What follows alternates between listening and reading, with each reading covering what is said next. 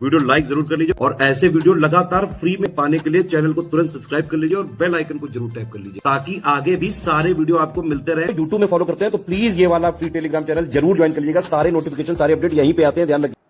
आज का पहला क्वेश्चन है, निम्नलिखित कथनों पर विचार करें। और पहला है, सुरेंद्र नाथ बनर्जी को अदालत की अवमानना के आरोप में कलकत्ता हाईकोर्ट ने 4 से 5 मई 1883 को 2 साल की कैद की सजा सुनाई थी। सेकंड है, मानवेंद्र नाथ रॉय को 1931 से 1932 में षड्यंत्र और राजद्रोह के आरोप में 12 वर्ष कारावास की सजा सुनाई गई थी। इनमें से कौन से कथन सही है? राइट आंसर ऑप्शन सी, दोनों करेक्ट है। ये जो एम एन राय हैं, बाद में इनकी जो सजा है वो कम कर दी गई थी, 6 वर्ष कर दी गई थी। अगला प्रश्न देखिए, निम्नलिखित राज्यों या देशों को ब्रिटिश भारत में उनके पूर्ण विलय के वर्ष के आधार पर क्रोनोलॉजिकल ऑर्डर में अरेंज करना है। मोस्ट इंपॉर्टेंट क्वेश्चन है। कभी कभी प्रश्न में ये भी पूछा जाता है कि किसके समय पर हुए, ठीक है, किसके समय पर इनका पूर्ण विलय हुआ। सिंध है, सिक्किम है, भूटान है और मणिपुर है। एक एक करके देखते हैं। तो सिंध का विलय होता है 1843 में और इस समय गवर्नर जनरल था एलन बरो। सिक्किम का विलय होता है 1861 में और ये हुआ कैनिंग के समय पर। भूटान का हुआ 1865 में और इस समय कौन था? लैंसडाउन था। और यहाँ पर जो मणिपुर आ जाता है, इसका विलय हुआ 1891 में। इस समय लैंसडाउन था, माफ़ कीजिएगा, भूटान के विलय के समय लॉरेंस था। कौन था? लॉरेंस था, क्योंकि 1865 है। 1891 के समय था लैंसडाउन, ठीक है। तो ये आपको चारों याद रखने, जब इनको अरेंज करेंगे राइट आंसर हो जाएगा ऑप्शन सी, 1 2 3 4। नेक्स्ट क्वेश्चन देखिए, निम्नलिखित आयोगों को, ये जो कमीशन हैं, इनको क्रोनोलॉजिकल ऑर्डर में लगाना है। लॉयल कमीशन है, मैकडोनल्ड कमीशन है, जॉन वुड हेड कमीशन है, स्ट्रेची कमीशन है। ऑप्शंस आपके सामने हैं। देखिए, लॉयल कमीशन कब बना है? 1897। मैकडोनल्ड कमीशन 1900 में। जॉन वुड हेड आयोग ये बना था 1945 में। स्ट्रेची आयोग 1878 टू 1880। राइट आंसर हो जाएगा ऑप्शन ए, 4 1 2 3। फोर्थ क्वेश्चन है, निम्नलिखित कथनों पर विचार करें। पहला है, इंडियन हाई कोर्ट स्टैब्लिश हुआ 1861 में। इंडियन डिवोर्स एक्ट आया 1869 में। थर्ड है, Central Provinces tenancy bill act, मध्य प्रांत किराएदारी विधेयक आए थे 1883 में। अवध रेवेन्यू एक्ट 1886 में। कौन से करेक्ट दिए गए हैं? राइट आंसर होगा ऑप्शन डी, सारे एक्ट करेक्ट हैं। फिफ्थ क्वेश्चन है, निम्नलिखित में से कौन सा गलत विकल्प है वो चुनना है। पहला, रैयतवाड़ी बंदोबस्त के जो प्रणेता थे वो थॉमस मुनरो और अलेक्जेंडर रीड थे। सेकेंड है, वायसराय जो कॉर्नवालिस थे, इनके द्वारा लागू किए गए स्थायी बंदोबस्त में थॉमस लॉ की महत्वपूर्ण भूमिका थी। थर्ड है, महालवाड़ी बंदोबस्त का प्रस्ताव सबसे पहले हॉल्ट मैकेंजी ने वर्ष 1819 में प्रस्तुत किया था। ऑप्शन डी, इनमें से कोई भी कथन गलत नहीं है। राइट आंसर हो जाएगा ऑप्शन डी, इनमें से कोई भी कथन गलत नहीं है, ठीक है। ये जो रैयतवाड़ी बंदोबस्त है, ये ब्रिटिश भारत के 51% भूभाग पर लागू की गई थी। अगले प्रश्न में कुछ फेमस बुक्स हैं, उनके राइटर्स दिए गए हैं, उनसे मैच करेंगे। जैसे कि द स्पिरिट ऑफ लॉ है, the economic history of India है, the praise of folly, a history of the sepoy war in India 1857-58, the Indian mutiny in perspective. इनको हमें मैच करना है। चलिए देखते हैं। सबसे पहले द स्पिरिट ऑफ लॉ दी गई है मॉन्टेस्क्यू की, करेक्ट हो जाएगा। The economic history of India Romesh Chandra Dutt की है, ये भी करेक्ट है। The praise of folly Erasmus की है, ठीक है, राइट हो जाएगा। A history of sepoy war 1857-58, ये जॉन विलियम काय की है, ठीक है। यहाँ पर जो जोनाथन पेरी, ये गलत है, किसकी है? जॉन विलियम काय की। फिर है the Indian mutiny and perspective, ये है, ये भी गलत दिया गया, ये है मैकमून सर जॉर्ज। यहाँ पर सी अमृत डांगे, श्रीपद अमृत डांगे दिए गए हैं, उनकी बुक है गांधी बनाम लेनिन। और जोनाथन पेरी की है डेथ इन बनारस। बाकी सारे करेक्ट हैं, इसलिए ऑप्शन यहाँ पर जो करेक्ट होगा वो हो जाएगा ऑप्शन ए, 1 2 3। सेवेंथ क्वेश्चन देखते हैं, क्रोनोलॉजिकल ऑर्डर में लगाना है। जैसे कि ट्रीटी ऑफ देवगांव है, बैटल ऑफ पालखेड़ है, झोकनबाग मैसेकेर ऑफ झांसी है, ट्रीटी ऑफ एक्सला सैपल है। इनको आप क्रोनोलॉजिकल ऑर्डर में लगाएंगे। अगर एक भी दो भी डेट याद है तो उनको आप शुरू किया कीजिए। तो अगर आपको इसमें से याद है, एक्सला सैपल की संधि मुझे लगता है सभी को याद होगी, ब्रिटेन और फ्रांस के बीच हुई थी 1748 में, एक पता चल गई, ठीक है। फिर इसके बाद देवगांव की संधि की बात करती हूँ, ये हुई थी 17 दिसंबर 1803 में। ठीक है, ये बरार के मराठा राजा और रघुजी भोसले द्वितीय थे और ब्रिटिश ईस्ट इंडिया कंपनी के बीच हुई थी संधि। आर्थर वेलेस्ली थे उस समय। पालखेड़ का युद्ध हुआ 1728 में। 1728 में पेशवा बालाजी राव प्रथम के नेतृत्व वाली मराठा सेना और निजाम आसफ जाह प्रथम के नेतृत्व वाली हैदराबाद की सेना के बीच हुआ था। ठीक है, और इसमें जो मराठा सेना है वो विजयी रही थी। झांसी का झोंकन बाग हत्याकांड हुआ था 8 जून 1857 में, तो 1857। अब इसको हम देखेंगे क्रोनोलॉजिकल ऑर्डर में लगाएंगे तो हो जाएगा 2413, ऑप्शन ए करेक्ट है। 8th क्वेश्चन है, निम्नलिखित कथनों पर विचार करें। पहला, श्री राम वाजपेयी ने 1914 में बंबई में सेवा समिति बॉय स्काउट एसोसिएशन की स्थापना की थी। सेकंड है, होरेस हेमैन विल्सन के मार्गदर्शन में हिंदू कॉलेज के छात्रों द्वारा 1825 में कलकत्ता में society for translating European sciences की स्थापना की गई थी। Third, scientific society of Aligarh की स्थापना सर सैयद अहमद खां के द्वारा 1864 में यूपी राज्य के गाजीपुर में की गई थी। इसका राइट आंसर होगा ऑप्शन सी, तीनों स्टेटमेंट करेक्ट है। 9th क्वेश्चन में बताना इनमें से कौन सा इनकरेक्ट ऑप्शन है। पहला, सुभाष चंद्र बोस ने 21 अक्टूबर 1943 को सिंगापुर में स्वतंत्र भारत की सरकार का गठन किया था।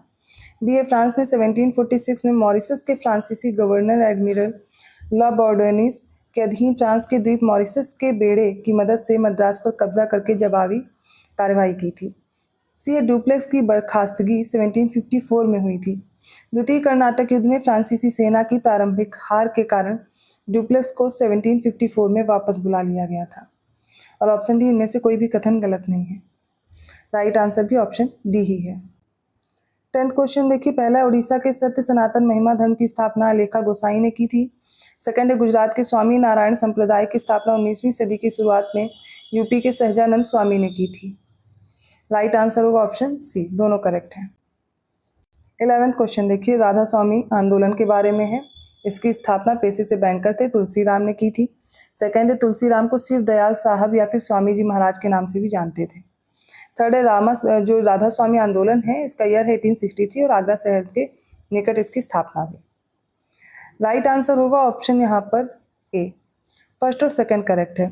यहाँ पर जो इस आंदोलन की स्थापना का ईयर है वो गलत है, 1861 में, आगरा शहर में 1861 में। नौसेना INS तलवार के सैनिकों अर्थात मुंबई का जो विद्रोह है वो 20 फरवरी 1946 को हुआ। फोर्थ, अंतरिम सरकार की स्थापना 2 सितंबर 1946 को हुई। और बताना इनमें से कौन से करेक्ट ऑप्शन दिए गए हैं। राइट आंसर होगा ऑप्शन डी, सारे के सारे सही हैं विकल्प। 13th क्वेश्चन है, निम्नलिखित को क्रोनोलॉजिकल ऑर्डर में लगाएं। पहला, सविनय अवज्ञा आंदोलन। Second round table conference. Third है, साइमन कमीशन भारत में जब आया। और फोर्थ है, Nagpur session of the Indian national Congress. इसका सबसे पहले हम ईयर देखते हैं। सविनय अवज्ञा आंदोलन हुआ 6 अप्रैल 1930 को। दूसरा गोलमेज सम्मेलन 7 सितंबर 1931 को। फिर साइमन कमीशन भारत आया 3 फरवरी 1928 को। ठीक है, और उसके बाद जो ये भारतीय राष्ट्रीय कांग्रेस का नागपुर अधिवेशन हुआ था ये दिसंबर 1920 को हुआ था। बस आंसर आपको मिल गया होगा। राइट आंसर होगा ऑप्शन ए, 4312। 14th क्वेश्चन देखिए, सही विकल्प चुनना। एक तरफ संगठन है, दूसरी तरफ उनके संस्थापक हैं। पूना सार्वजनिक सभा है, देव समाज है, रामकृष्ण मिशन है और अभिनव भारत संस्था है। इनके संस्थापक से मैच करना है। देखिए, पूना सार्वजनिक सभा MG रानाडे दिए गए इसके संस्थापक, सही है। देव समाज की स्थापना की पंडित शिवनारायण अग्निहोत्री ने। रामकृष्ण मिशन की स्थापना की स्वामी विवेकानंद ने। और इसके अलावा दिया गया है अभिनव भारत संस्था, इसकी स्थापना की VD सावरकर ने। इनका एस्टेब्लिशमेंट ईयर भी याद कर लीजिए। पूना सार्वजनिक सभा की स्थापना हुई 1870 में। देव समाज की स्थापना हुई 1887 में लाहौर में। रामकृष्ण मिशन की स्थापना हुई 1897 में बेलूर में। और ये जो अभिनव भारत संस्था इसकी स्थापना हुई 1904 में। सारे करेक्ट दिए गए हैं, ऑप्शन डी राइट होगा। 15th क्वेश्चन है, क्रोनोलॉजिकल ऑर्डर में लगाना है। महात्मा गांधी का दक्षिण अफ्रीका से लौटना, जलियांवाला बाग हत्याकांड, खिलाफत आंदोलन, बारदोली में किसान आंदोलन। तो महात्मा गांधी दक्षिण भारत से लौटे थे 1915 में। जलियांवाला बाग जो नरसंहार है वो हुआ 13 अप्रैल 1919 को हुआ था।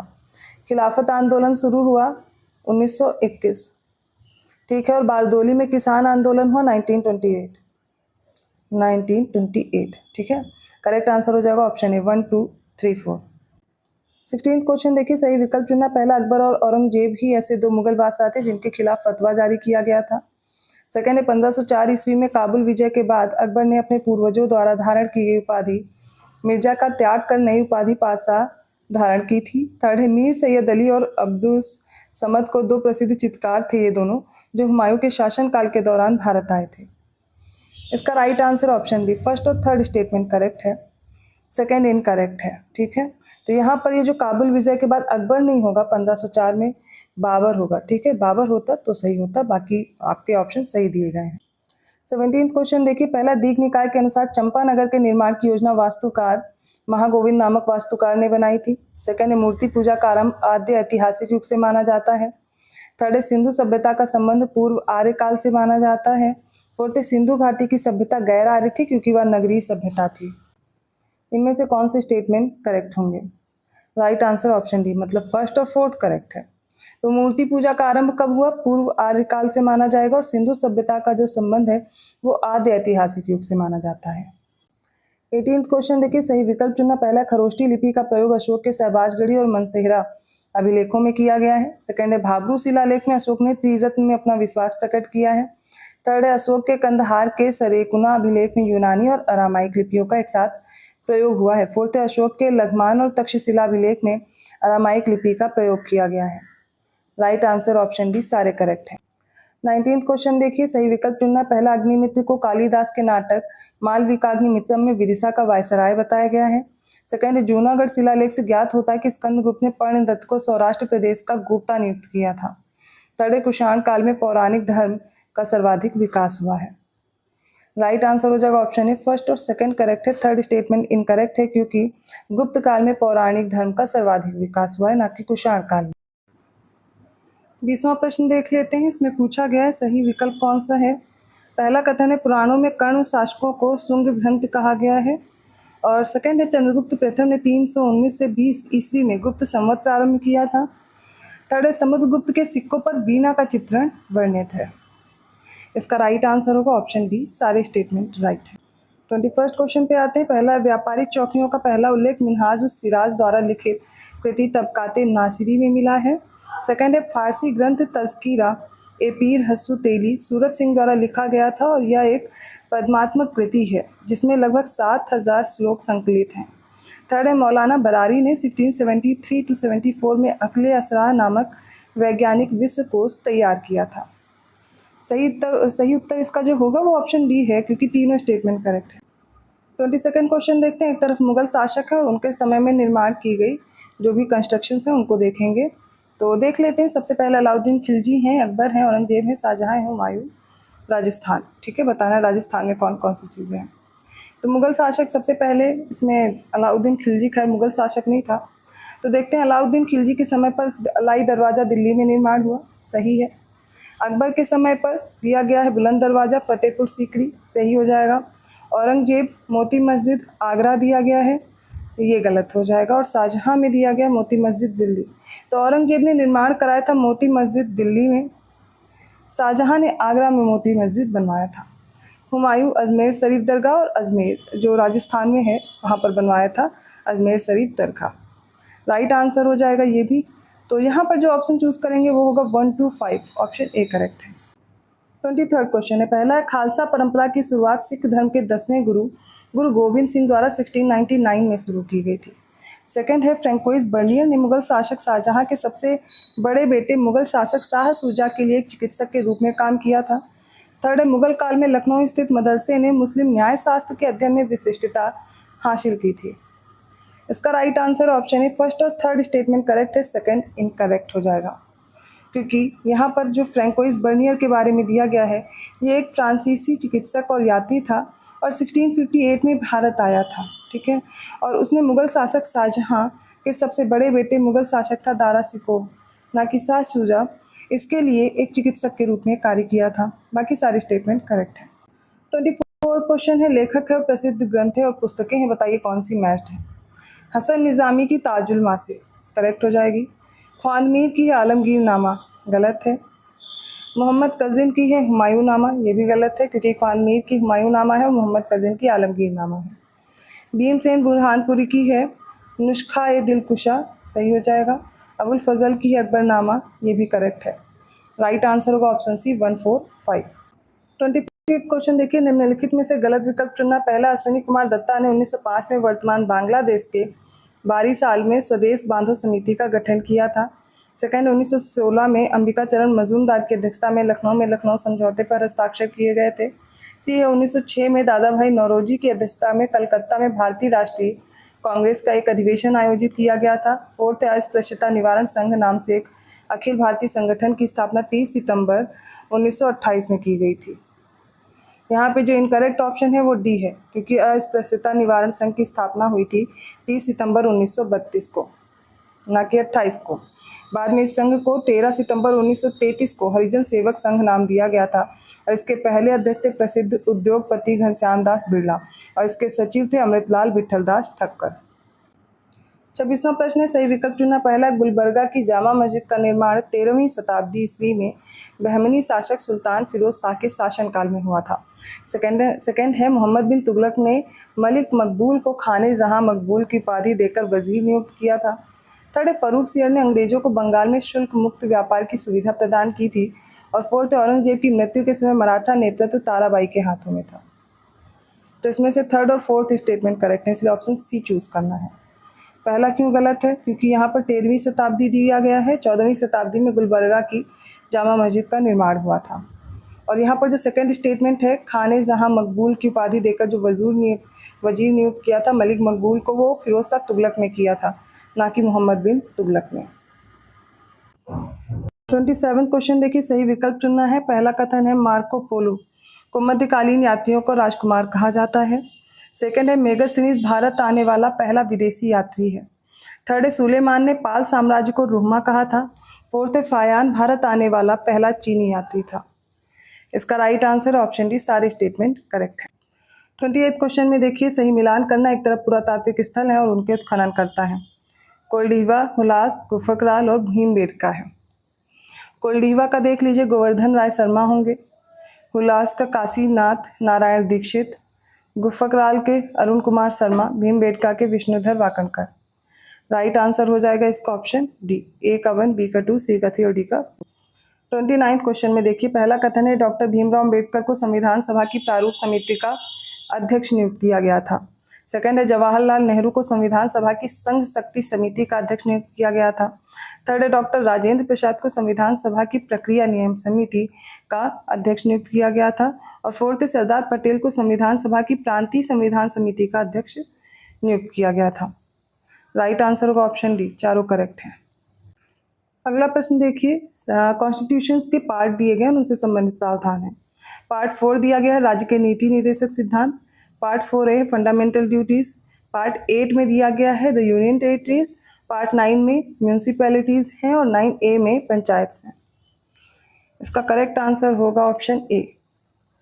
फोर्थ और फिफ्थ इनकरेक्ट है, बाकी सही है, क्योंकि पार्ट 9 में है पंचायत और पार्ट 9A में है नगर पालिका है। ठीक है, अगला प्रश्न देखिए, सही विकल्प चुनना। पहला, संविधान सभा ने 24 जनवरी 1950 को डॉक्टर राजेंद्र प्रसाद को भारत के पहले राष्ट्रपति के रूप में चुना था।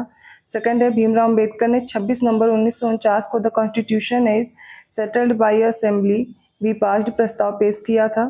थर्ड है, किसी राज्य की मंत्रिपरिषद में मुख्यमंत्री सहित मंत्रियों की कुल संख्या उस राज्य की विधानसभा के सदस्यों की कुल संख्या के 15% से अधिक नहीं होनी चाहिए। इसका राइट आंसर हो जाएगा ऑप्शन सी, तीनों करेक्ट है।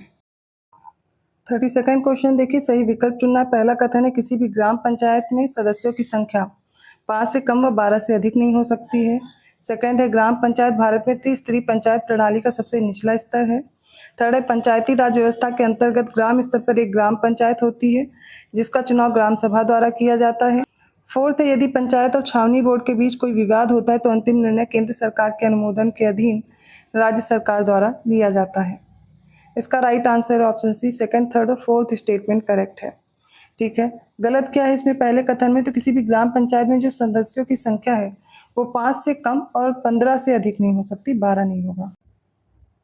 33rd क्वेश्चन देख लीजिए, पहला स्टेटमेंट है, विधान परिषद किसी साधारण विधेयक को पहली बार में 3 महीने के लिए रोक सकती है। सेकंड स्टेटमेंट है विधान परिषद किसी साधारण विधेयक को केवल 1 महीने के लिए रोक सकती है यदि इसे विधानसभा द्वारा पुनः पारित किया जाता है। थर्ड, विधान परिषद एक साधारण विधेयक को कुल 3 महीने के लिए रोक सकती है। और फोर्थ स्टेटमेंट है विधान परिषद किसी धन विधेयक को केवल 30 डेज के लिए रोकती है और वह 30 दिनों के बाद अगर विधेयक को वापस नहीं करती है तो दोनों सदनों द्वारा पारित मान लिया जाता है। इनमें से करेक्ट आंसर चूज करना है। राइट आंसर होगा ऑप्शन ए। फर्स्ट और सेकंड स्टेटमेंट करेक्ट है, थर्ड और फोर्थ इनकरेक्ट है। अब ये क्यों इनकरेक्ट है ये भी देख लीजिए, क्योंकि विधान परिषद किसी भी साधारण विधेयक को अपने पास केवल 4 महीने के लिए रोक सकती है। यहाँ पर 3 महीने गलत दिया गया है। और अगर यहाँ पर जो फोर्थ स्टेटमेंट है इसमें क्या होगा, धन विधेयक को केवल 14 दिनों के लिए रोक सकती है। अगर 14 दिनों के बाद विधेयक को वापस नहीं करती तो उसे दोनों सदनों द्वारा पारित मान लिया जाएगा। 34th क्वेश्चन है निम्नलिखित में से कौन 8 जुलाई 1946 को भारतीय राष्ट्रीय कांग्रेस द्वारा नियुक्त विशेषज्ञ समिति का सदस्य नहीं था। ऑप्शन ए है M Asaf Ali, option B है K M Munshi, option C के टी शाह और ऑप्शन डी है इनमें से कोई नहीं।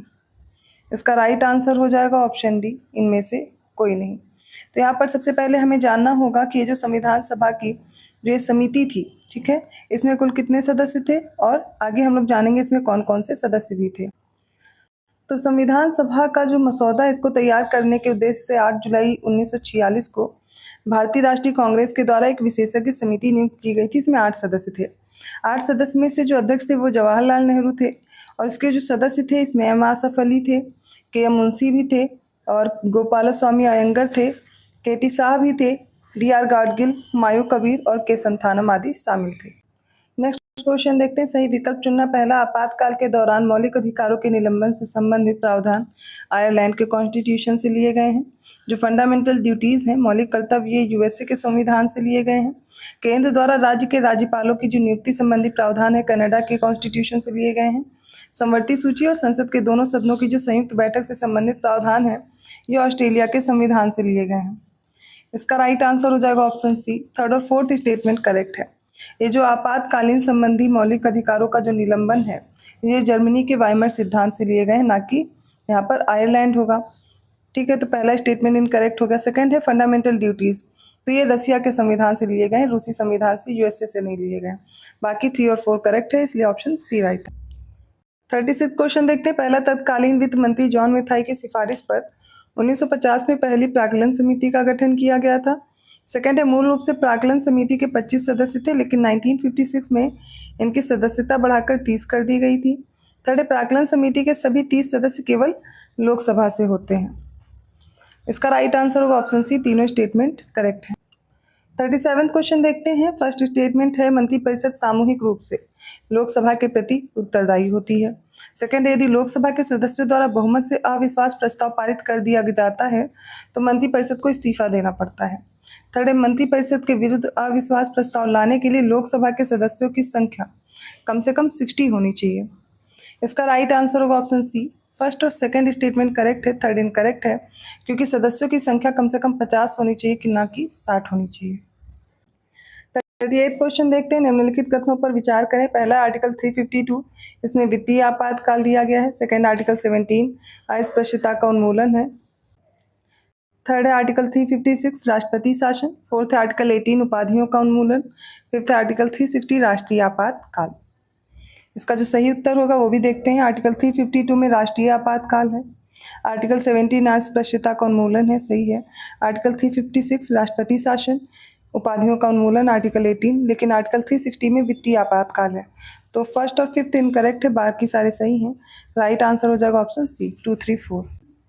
39 क्वेश्चन है। निम्नलिखित कथनों पर विचार करें। एक तरफ राज्य है, उनकी स्थापना वर्ष है।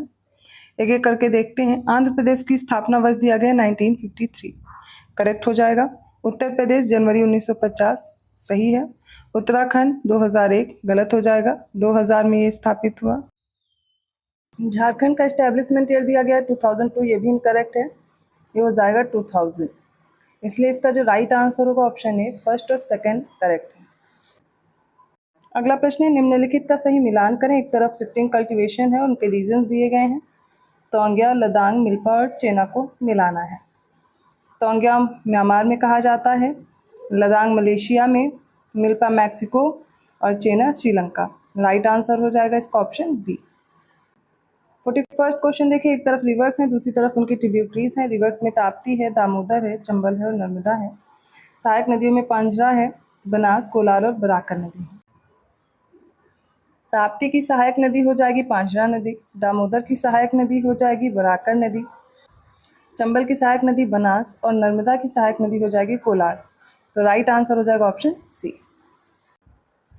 42nd क्वेश्चन देखिए, सही विकल्प चुनिए। पहला, भूपर्पटी की संरचना और गति का संबंधित भू आकृति विज्ञान से है। सेकंड है, किसी स्थान पर वह समय जब सूर्य ठीक मध्य में चमकता है स्थानीय समय कहलाता है। थर्ड है, आंतरिक हलचलों के कारण पृथ्वी की सतह पर पड़ने वाली दरारें जिनसे चट्टानें खिसकती हैं भ्रंश कहलाती हैं। इसका राइट आंसर होगा ऑप्शन डी। सेकंड और थर्ड स्टेटमेंट करेक्ट है।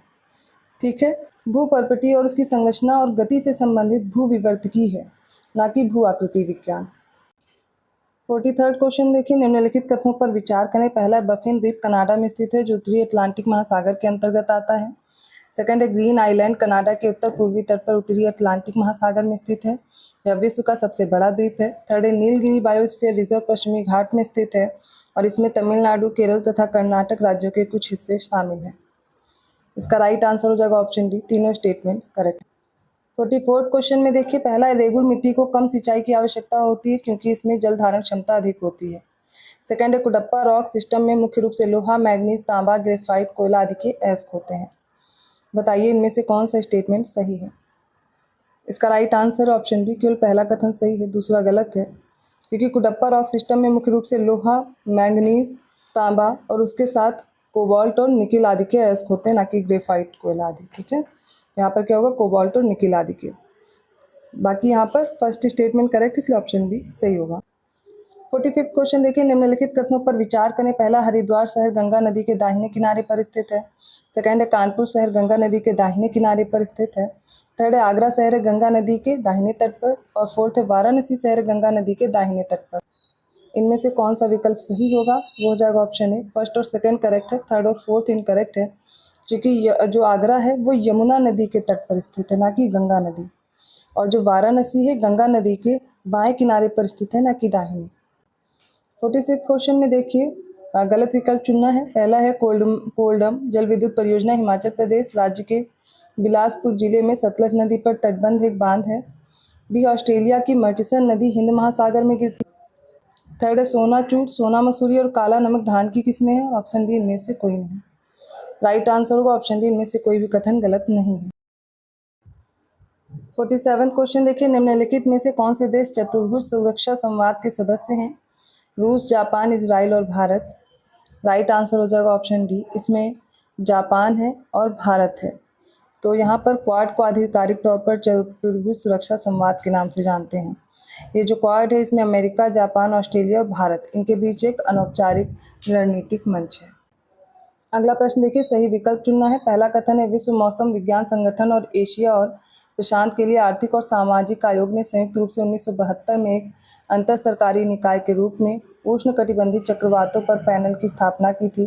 सेकंड, उष्णकटिबंधीय चक्रवातों पर पैनल का मुख्य उद्देश्य बंगाल की खाड़ी और अरब सागर में उष्णकटिबंधीय चक्रवात चेतावनी प्रणालियों में सुधार के उपायों को बढ़ावा देना है। थर्ड, उष्णकटिबंधीय चक्रवातों पर पैनल की सदस्यता में बंगाल की खाड़ी और अरब सागर में उष्णकटिबंधीय चक्रवातों से प्रभावित देश शामिल हैं। इसका राइट आंसर होगा ऑप्शन डी, सारे स्टेटमेंट करेक्ट हैं। 49 क्वेश्चन देखिए, पहला कथन है, अवसादों से बनी चट्टानें जिनकी संरचना आमतौर पर परतदार होती है कायांतरित चट्टानें कहलाती हैं। सेकंड है, अपरिष्कृत जनदर को एक वर्ष में प्रति 1000 जनसंख्या पर जीवित जन्मों की संख्या के रूप में व्यक्त किया जाता है। नीचे दिए गए कथनों में से बताइए कौन सा कथन सही है। इसका राइट आंसर होगा ऑप्शन ए, केवल सेकंड स्टेटमेंट करेक्ट है, फर्स्ट इनकरेक्ट है। ठीक है, तलछट अवसादों से बनी चट्टानें या सैलें जिनकी संरचना आमतौर पर परतदार होती है, ठीक है, वो क्या कहलाती हैं, अवसादी चट्टानें कहलाती हैं। ठीक है, ना कि कायांतरित चट्टानें। अगला प्रश्न देखिए, निम्नलिखित कथनों पर विचार करें। पहला, किशोरावस्था आमतौर पर 10 से 19 वर्ष की आयु को संदर्भित करती है। सेकंड, 2001 की जनगणना के अनुसार वह व्यक्ति जो 9 वर्ष या उससे अधिक उम्र का है और किसी भी भाषा को समझने के साथ पढ़ या लिख सकता है उसे साक्षर माना जाता है। इसका सही उत्तर होगा ऑप्शन बी, पहला कथन सही है। सेकंड स्टेटमेंट में क्या इनकरेक्ट है, यहाँ पर 9 वर्ष दिया गया जबकि ये कितना हो जाएगा, 7 वर्ष होगा।